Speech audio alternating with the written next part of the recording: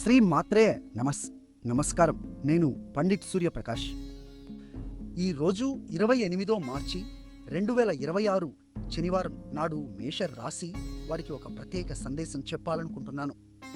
ప్రియమైన బిడ్డ, శుక్రుడు అంటే ప్రేమ మరియు సౌందర్యానికి అధిపతి అయిన గ్రహం ఇప్పుడు మీ మొదటి భావంలో అంటే మీ వ్యక్తిత్వం మరియు ఆరోగ్యాన్ని సూచించే స్థానంలో సంచరిస్తున్నాడు.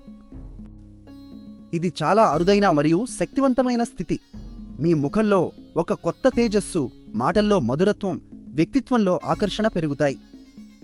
కొత్త వస్త్రాలు కొనాలని, అందంగా కనిపించాలని మనస్సు కోరుకుంటుంది. ఇది మంచి సంకేతమే. కానీ ఒకని చారుని జాగ్రత్త కూడా ఉంది. 12వ భావంలో అంటే ఖర్చులు మరియు నష్టాలను సూచించే స్థానంలో సూర్యుడు శనితో కలిసి ఉన్నారు. దీని అర్థం శుక్రుడు మీకు ఆకర్షణ తెస్తాడు, కానీ అనవసర ఖర్చులు చేసే ప్రమాదం కూడా ఉంది. విలాసవంతమైన వస్తువులపై డబ్బు ఖర్చు చేయాలనే కోరిక బలంగా ఉంటుంది, కానీ నేడు ఆచితూచి వ్యవహరించండి. పైగా ఈరోజు కామదా ఏకాదశి అంటే కోరికలను తీర్చే పవిత్రమైన ఉపవాస దినం. విష్ణువు పూజ చేసి తులసి దళాలు సమర్పించండి.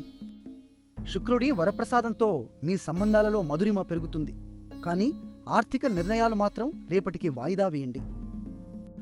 ఈరోజు మీ ఆకర్షణ శక్తిని మంచి సంబంధాల కోసం ఉపయోగించుకోండి, ఖర్చుల కోసం కాదు. శుభం కలుగుగాక.